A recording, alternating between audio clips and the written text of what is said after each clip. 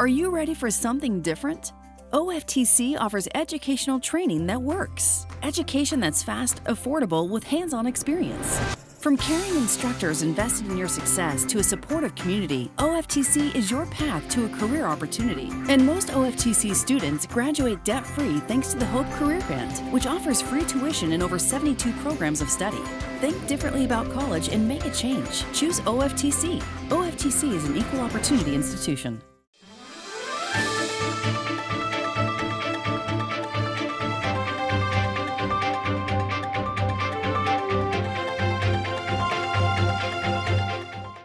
We are so glad for you to join us today. I have with me, and I cannot believe this, I have with me Judge Helen Harper, and this is your last year. Yes, I can't wait. Can't wait. Listen, you see the smile on her face right there. So, this has been a long time coming. Yes, it has, James. I have mixed emotions. Mm-hmm. I'm looking forward to retirement, but I've been here 50. I'm gonna cry.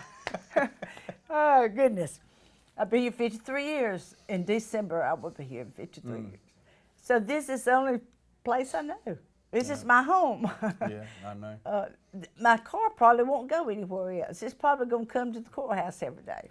It's just mind-boggling. I can't even imagine coming in this office, and I come often to see the judge, and I just kind of bounce right on back, and if there's nobody in here, I come in, and for somebody else to be sitting over at that desk, it'll be different. Yes, it will. Because let's back up to them 50 whatever years ago. I wasn't even going to say that, how long it's been, but if the judge says it, you know, we're going to leave it at that. But I know Mr. Camp Yes. was in, maybe not in this office, but in this position.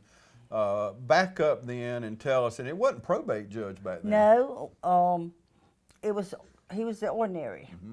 And I started to work for Mr. Camp in 1968. Harold Ward was Superior Court judge. He swore me in on January 13th, 1968 as the chief clerk. I worked for Mr. Camp as an ordinary, and then in the 70s it changed over, I believe it was 75, it changed over to probate court judge. Mm-hmm. And I worked for Mr. Camp for 13 years, and I ran. He supported me, and I've been, December I will be here as judge 40 years. Wow. But I started when I was about 10. Yep. Well, I was going to say 5, but I mean, I actually know how old she was when she started, but yeah, she was about 5 years old. That's back when we worked kids really hard. That's so right. her mom and daddy put her in there working for Mr. Camp. But you learned a lot, didn't you? Did you ever think that now that it's all water under the bridge, did you ever even imagine that you would travel this road? No, never. When I started working for Mr. Camp, I just knew I'd be a chief clerk as long as they let me. And I ran. I never dreamed that I would get elected, but I did with a landslide. And people of Lawrence County, it's been good to me. Yeah. They've kept me in office, and but it's time to go home. Let someone else take over. Yeah, and see, you do something. And my dad taught me this, but when he was going to retire from the school board, he told me one day we were riding down the road in the truck. He said, "Son, your daddy's going to do something most people don't do." And I said, "What's that, Daddy?" He said, "I'm going to retire from the school board." You know, most people either get beat or die or, you know, whatever elected office. But I think it's admirable for someone to recognize, hey, it's time for me to turn it over to someone else and go enjoy life. Not that you're not enjoying life now, because I know you love it. Yeah.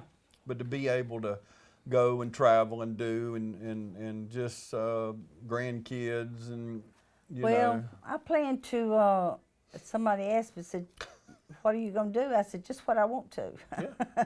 If I want to get up and get dressed, I will. If I don't, I won't. But I'm sure that I will, I'll find something to do. Travel, and if I get bored, I told Heath Taylor the other day down at the chamber, I said, "Heath, we was talking about me being bored. I said, well, if I get bored, I'll just call you, come down to the chamber, and answer the telephone. no pay, just give me something to do. He said, you want to start tomorrow? Yeah. Oh, I knew he was going to try to lock you down. So I find something to do. Yeah. So, what do you do on a typical day? Well, this morning, for instance, it's been a busy day. I saw 3 from the jail, and I'm one of them, but go ahead. and I probated 2 wills. We issue marriage license on a regular basis and a gun license on a regular basis. Yesterday I had traffic court all day. So this is a busy office. And now we're getting ready for the elections this year. And we have our first election March the 24th. So we have a guy here with us now that's going to be with us since we got new voting equipment. And he's out here in the office with us, and he's trying to teach us what to do. So we're staying busy. Yeah, I've seen activity. I vote in the Smith district, but I go by there every day. I've been seeing activity there. What's going on? Well, the state picked up our old machines, everything that we had, and they picked those up. Now we're getting our new machines, and so in the last month, Smith's precinct is full of voting equipment. Okay, and what will we see different versus how we've been voting? Okay, what this new machine does, it's a tablet that you will be voting on. And when you get through casting your ballot, it will print out a paper ballot. And that paper ballot is just for you to double check and make sure that's how you wanted to vote. Then you go over and put it through the scanner in the ballot box, and that's when your vote is counted. We got to teach the people that once you print that ballot, you haven't voted yet. You got to go put the ballot in there. Don't walk out. And we're having paper ballots. So, and before we did not have a paper ballot. So, when I walk in, before I go and fill out the little paper, I show them my license, I go to the next stop, they gave me a card to go over, and you had all these voting machines, put in the card, and I vote and pull the car out, give it back to them. But so this time, are you saying when I go in and I probably do my paperwork, you'll hand me a tablet? No, well, I won't hand you a tablet. Okay. We've got poll pads. Okay. And you hand the person at the poll pad your driver's license. Okay. And they will print out you will not have to do the paperwork anymore. It will print your paperwork out for you. Man, get out of here. Then they will give you the card to go in the machine, the tablet. And then you vote on, it's kind of like what we have now, but they call it a tablet. You put your card in there and you vote on that tablet. Press, when you cast your ballot, it will do a printed ballot, and then you take it over to the ballot box. Okay. So we're going to set up a mock election with the state from 10 to 3. You threw me on, you got an election March 24th, you said? That's What's presidential preference primary. It used to be called Super Tuesday. Well, it's presidential preference primary. Wow. March 24th, we're going to vote for, well, basically, you got a Democrat and Republican. You got do you have to go in and say, I'm going to vote Republican or Democrat? That's correct. Okay. It's a primary. And what if someone is registered Republican? Can they go in and declare and vote Democrat? Yes. You can do that? Yes. If you want to be a part of the process. Okay, March 24th. Some of you probably sitting there now saying, wow, I didn't know that, because I didn't know it. So I knew we were going to be a part of Super Tuesday, but those things sneak up on you. I know. Qualifying is? March the 2nd. For local elections, qualifying, 2nd through the 5th. 5th, okay. And starts at 9 o'clock and ends at 12 o'clock on Friday. And we got a lot of races this year. The election's in May for that. The presidential is March 24th, but election is May. It's the 3rd Tuesday in May. Okay. Third Tuesday. I should know, but it's the 3rd Tuesday in May. Well, it's like you ain't got nothing to do. I know. We just talked about that a while ago. She just lays over there in the corner. I got too many dates to remember. But we matter of fact, by the magic of television, it's right there on your screen. So that's the good thing. We got the dates right there for you. A lot of local elections, sheriff and DA and school boards and commissioners. Yep. And, we just got a lot of things to vote on this year. Sheriff, the tax commissioner, the clerk of court, the judge, some of the Superior Court judges, the DA, probate court judge, coroner, magistrate court judge, Yeah. the whole county. Yeah, a lot of things, and you're going to be seeing a lot of commercials here on TV and ads in the paper, and they'll be knocking on your door. So we want you to vote. We want you to vote. So, but we got to take a quick break, and we'll come back right after this.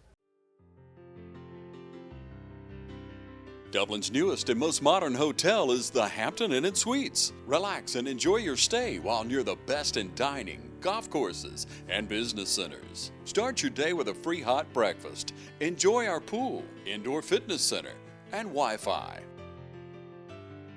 Plan your next family reunion, meeting, training session, or social gathering at Hampton Inn & Suites, 103 Travel Center, located by Longhorn and Cracker Barrel. Hampton Inn & Suites by Hilton.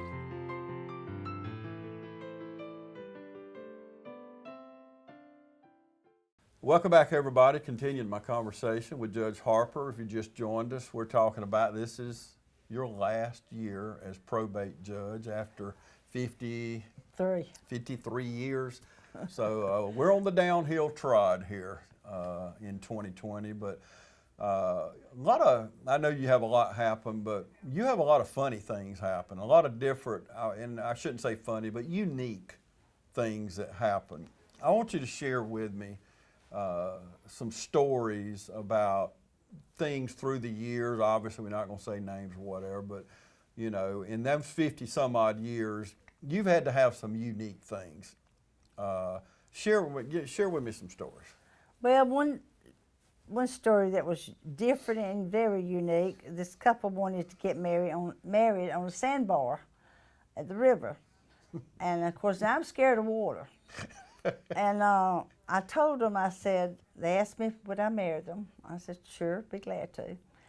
The only way to get there was by boat. So I met them at the river, and I got in the boat. And the guy that was driving the boat, he knew the river very well. And I had my robe with me. And when we got to the sandbar, I had to pull off my shoes because I had to get in the river to get to the sandbar. In very shallow water. And the girl Harold was there. And it was beautiful out there. You thought you was on an island on that sandbar. But they had it decorated real pretty and so forth and so on. And we got through, married the photographer. I said, I'm barefooted. My feet were wet. Sand was all over them. I said, do not take a picture of my feet. I was in my robe. Well, Saturday morning, what came out in the paper on the front page Don't tell me. was me standing up there marrying this couple, just as barefooted as I could be. And I thought, now, if somebody from out of town gets this paper, they're going to say, well, what kind of hick town is that? But that was fun. It was fun. Wow. Was there any repercussions No. to the picture taken? Everybody thought it was funny, and it was. It was unique. It was different. But I've married a lot of people. I've had to stop marrying people. It got where it was more than I could handle up here at the office. But another time, this is a couple that came in to get married. And before he asked the clerk, he said, may I talk with Judge Harper before she marries us? And she said, sure. He comes in my office. This is before we had security. He looked me in the eye and I was sitting down at my desk, and he looked me in the eye. He said, I hated your guts. And I said, excuse me. I thought, you got to be kidding me. And did I hear you right? He held up his hand. He said, I don't hate you anymore. He said, you did me a favor. He said, 3 years ago, you sent me to Milledgeville. Back then, we could send people to Milledgeville. You can't anymore because it's closed down. But he stayed up there for drugs and alcohol for about 90 days. He said, I'm sober. I've been sober for for 2.5 years. I met my lovely wife out there, and he said, if it had not been for you, he said, let me back up. He said, I lost my family because of you. But he said, if it had not been for you, I would not be sober, and I would not have met this lovely lady. And he said, I just want to tell you thank you. And that's part of helping somebody. Amen. And I see him every now and then, and every time I see him, he says, thank you again. That's wonderful. That makes your heart just want to burst wide open, because at least you helped somebody. Yeah. You helped 1 out of 10, James. That's one that you helped. Yeah. If just one. I agree. Yeah, I mean, if you change one life, because you and I have this in common, we have a lot in common, but we love this community. I love this community. And sometimes, the Word of God says, whatever you do to the least of my brothers, you do to me. And that's why you have always, you may not do it the way somebody else wants you to do it, but I know you seek your heart and pray diligently and try to do the right thing. You're not perfect. I'm not perfect. It's just the way it is. But it's got to be hard. And I talked to Judge Helton about this the other day. I just couldn't be a judge. I mean, I'm just so tender-hearted, naive, and I want to believe in everybody. So I'm not made. Don't ever vote for me for judge, because I'm not running. But it takes a special person, don't you think? Well, I try to treat people like I want to be treated. And sometimes the repeat offenders, after a while, you can get hard on them. Yeah. This morning I saw this girl from the jail, and she's got a drug problem, and she was on probation for speeding, and she said, I'll do anything. She said, I have never been in jail. And she said, one night in jail, I will do anything. Mom and Daddy has told me that they would help me get some help at the Promise of Hope. So my sentence this morning was, you either pay your fine or go to Promise of Hope. And you got to stay at Promise of Hope till you realize that you have got clean. You're clean. So I hope she will. She seems sincere, but if she don't, I told her if she did not, then she'd have to go back to jail. She said, I'll do it. I won't go back to jail. Yeah. So maybe that was the best thing that ever happened to her, was spend one night in jail. But I probably shouldn't have given her that sentence, but I'm trying to help her. But you helped a guy recently, a homeless gentleman that couldn't pay his fine, and I think you helped him out. Well, all I ask people to do is report.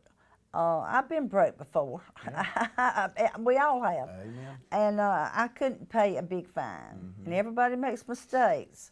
And like I tell people, just don't ignore me. Report weekly, report monthly, whatever you're supposed to do, and try. And it's not all about money. Of course, we all have to have money, but if you try to do everything that you can do, then we can suspend that fine. As long as we're helping somebody. That's right. Where do you hold traffic court at? Well, I have a courtroom that I share right across the hall with Tom Bobbitt. I've been in there, okay. And Judge Bobbitt's retiring this year. Yes, Is he he's doing that retiring. because of you or what? Probably He can't so. live without you. He can't live without me. No, I did tell Tom a couple of months ago, I said, Tom, you've been here a long time. Don't wait like I did until you get so old you can't do anything. Go get out and enjoy life. Well, he's a lot older than you. No, well, he looks it, but he's not. Judge Bobbitt watches us all the time, so I know I'm in trouble. I hope I don't go to magistrate court before the end of the year. So. Me either. But we're in trouble, but I love Judge Bobbitt. He's a wonderful man. True community servant again. Yeah. So, and Judge, we do live in a great community. I agree. First of last year, I broke my hip, and I realized then how many friends I had. People came to my rescue, and I'm better now. I can walk. Yeah, she can. I saw her walk. So. But yeah, when the chips are down, that's where you truly find I out, agree. you know, where your friends are. And we both had health problems, and it just amazes me. I was at a ball game at East Lawrence this weekend, a doubleheader. East Lawrence playing Telfair, and one of the boys on East Lawrence took a fastball to the face. I mean, it could have really been devastating. They rushed him to the hospital to end up stitches and some things, but people just flooded that hospital supporting that family. And that shows you what kind of community we live in. I know. That's Yeah. right. It's amazing. We're going to take another commercial break and come back and wrap things up. Stay with us. We'll be back right after this. At Morris Bank, we understand that your personal finances and banking experiences can be stressful. We also know that it doesn't have to be that way. That's why for over 60 years, we've dedicated ourselves to providing common sense banking to people just like you. Even when I started working here, there was a definite vibe that you felt when you walked in the door, from the music that you're always going to hear playing to the hello, good to see you, welcome, how can we help you? You know, it's just a different experience when you bank here. We work hard to combine the latest online mobile technology and top-notch customer service that allows us to do just that. We realize our customers have choices, but what sets us apart is the personal service that we provide that they may not receive at larger institutions.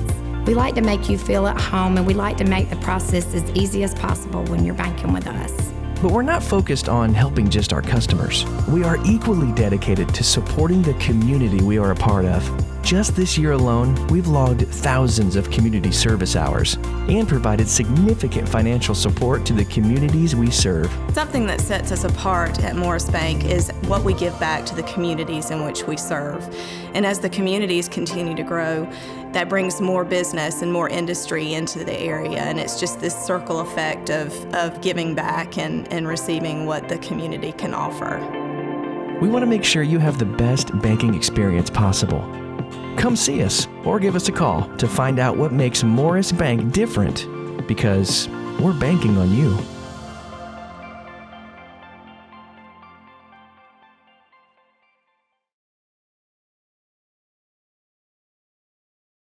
Welcome back, everybody. We're going to wrap things up with Judge Harper as we are on the downhill trot, aren't we? Yes, we are. 10 months. 10 months. You got 10 months to get what you want done. And she's probably going to throw the book at me for doing this interview, so I don't want to come before her. But Judge Harper, she left out a couple of stories.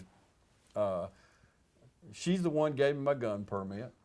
She fought me, wasn't going to give me it, and I'm kidding. She gave me a gun permit. And the best people she ever married, she left that out, was me and my wife. So we talked about it a long time, and I told Julie, I said, you know, I really, because I love you. I do. I think the world of you, and I mean that, and you know that already. But